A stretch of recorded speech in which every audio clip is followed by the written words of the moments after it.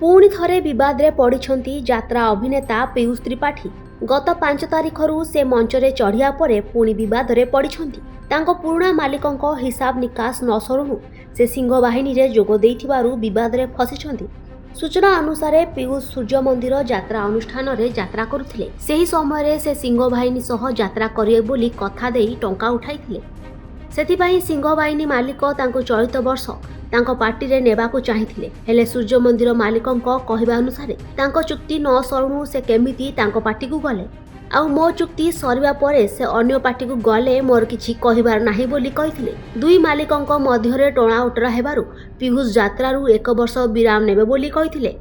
हेले वर्ष अधारू से सिंह बाहिनी कैंप रे जोग देबारु आईन रो द्वारस्थ होइछंती सूर्य मंदिर मालिक। मो पार्टी व्यतीत से अन्य पार्टी रे यात्रा करिवे नाही बोली से कहिछंती।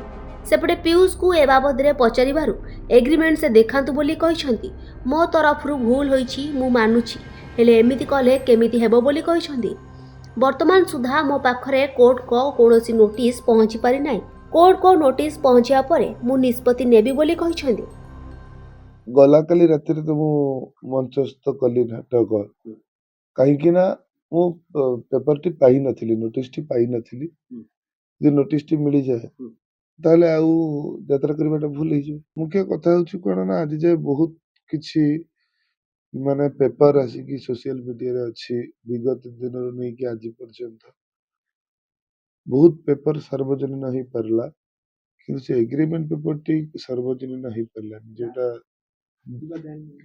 जोटा 2 वर्ष चुक्ति थिला सेटा सार्वजनिक नहीं पारनी।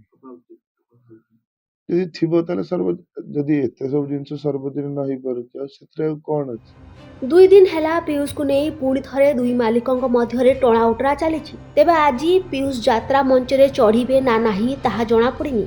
पीयूष को एक्टिंग को देखिया पाई दर्शक चाहि बसिछंती, हेले तांको तरफरु होइथिबा किछि भूल बुझामणा पाई से यात्रा स्टेज रे आउ चढ़ी पारिबे नाही बोली आलोचना हेउछि। ब्यूरो रिपोर्ट, ओडिशा संवाद।